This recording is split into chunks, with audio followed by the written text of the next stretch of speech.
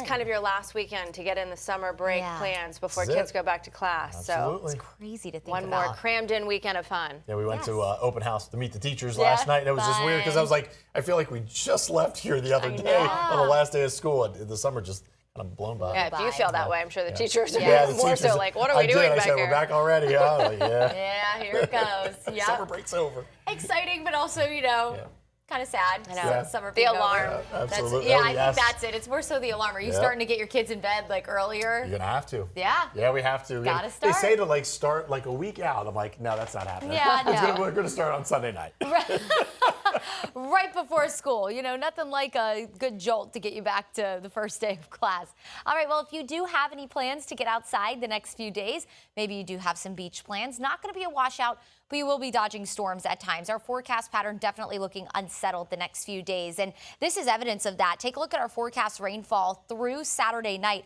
We're looking at a widespread 1 to 3 inches of rain, and where you see some of these red colors here, that could be close to 4 inches of rain in some spots. And now, mind you, this is over the span of 3 days, so we're not necessarily concerned about any kind of flash flooding risk, but definitely some ponding in the roadways when some heavy downpours roll on through. Here's a look at satellite and radar to start your morning, getting you out the door on this Thursday, almost to the end of the week. Nice and quiet out there. We had a few light sprinkles through parts of Pinellas County. Now where we're watching is on the Atlantic coast, where rain is currently starting to move on shore from Fort Pierce down into the Palm Beaches. Temperatures right now, one of the cooler starts we've had compared to some of our last few mornings. Low to mid 70s, upper 70s along the coast. Still muggy out there, but definitely more mild than some of our mornings here lately. 75 right now in Tampa, 79 in St. Pete, 77 in Sarasota. We're at 74 in Wesley Chapel, 74 in Lakeland, 75 in Sebring, and 73 in Crystal River.